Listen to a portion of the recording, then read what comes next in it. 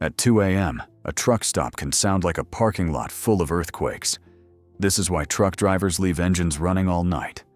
Most people see a parked truck with its engine on and think the same thing. That is wasteful. That is loud. Why not just switch it off and sleep? But a long-haul truck is not just a big car. It is also a bedroom, and sometimes a power station, and sometimes the front half of a moving refrigerator. So when a truck sits still at night with the engine rumbling, it is often still doing a job. A lot of long-haul drivers sleep in something called a sleeper berth. That is the bunk area behind the seats in the cab. Federal hours of service rules require property-carrying drivers to take rest periods, and the sleeper berth is part of how many of them do that legally on the road. So when you see the truck parked at night, the driver may actually be home for those hours, just not at a house. And that changes everything. Because once a driver is sleeping in the truck needs to keep the space livable. It may need heat.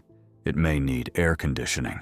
It may need electricity for lights, charging, or medical devices. And if the truck is hauling temperature-sensitive cargo, the whole system may need power through the night. So the engine is not always idling for no reason.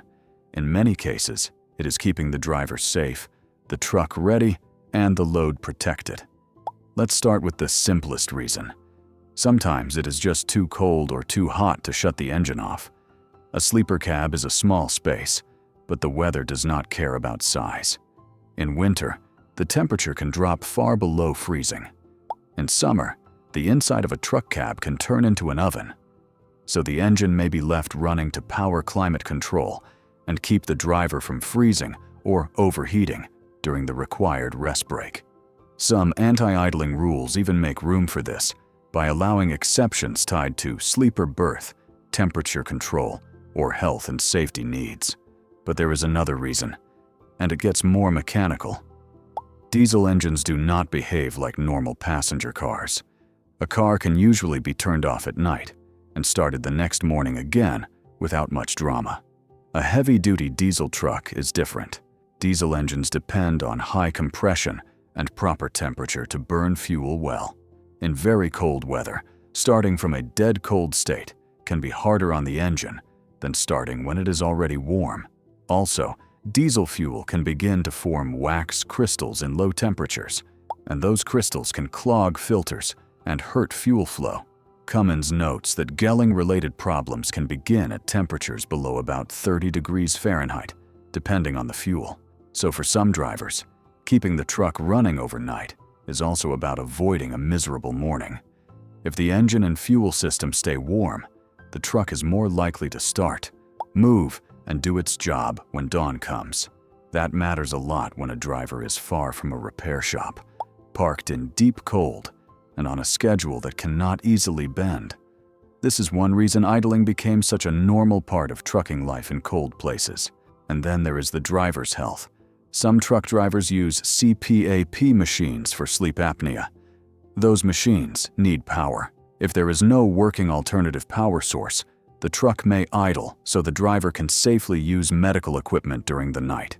Industry guidance around in-cab power systems specifically mentions powering devices like CPAP machines, because a driver who does not sleep properly is not just tired.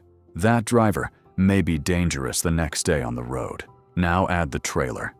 Not every truck is hauling dry boxes full of shoes or paper towels. Some are pulling refrigerated trailers, often called reefers. These trailers carry food, medicine, and other products that must stay in a safe temperature range. The FDA's sanitary transportation rules are built around preventing food safety problems during transport, including failures to properly refrigerate food. So if the cooling system stops and the load warms up too much, that can ruin the cargo and create a serious safety problem. That means the truck at rest may still be protecting tomorrow's groceries. The yogurt in a store fridge, the berries in winter, the frozen meals, and even some medicines all depend on temperature-controlled transport. Cold chain shipping exists, so products stay within the right range from one stop to the next. If that chain breaks, the product may be wasted, unsafe, or both.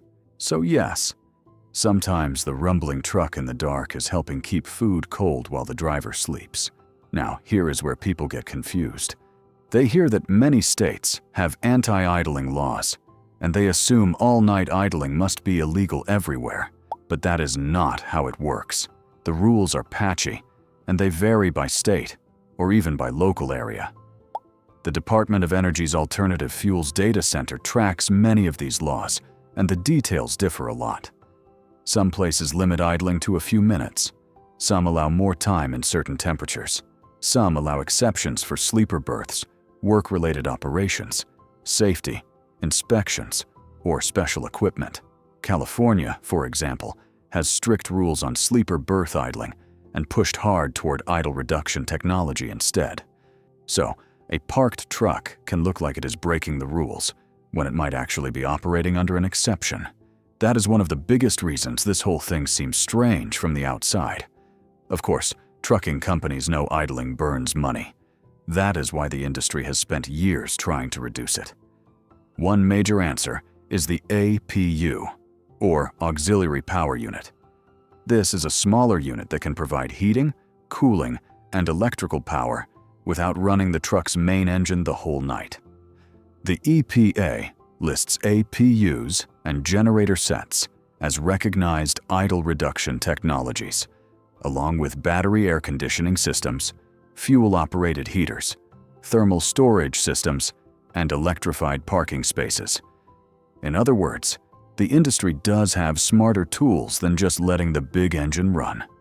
But there is a catch. Better technology does not magically appear on every truck. It costs money to install. It has to be maintained. It has to make sense for the fleet or the owner-operator. And some drivers are still working with older trucks, tighter budgets, and routes where the simple old answer, leave the engine on, still feels more reliable than taking a chance. So even though cleaner options exist, not everyone can switch right away. There are other solutions too. Some truck stops offer electrified parking spaces so trucks can plug in instead of idling. Some newer systems shut the engine down automatically when conditions allow. Battery-based systems are getting better. And over time, more trucks will likely carry stronger idle reduction technology from the start.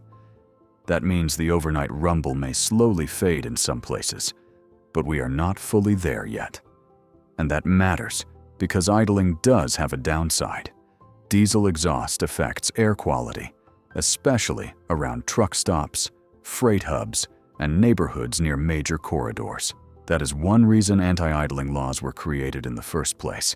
They are trying to cut pollution, save fuel, and reduce noise.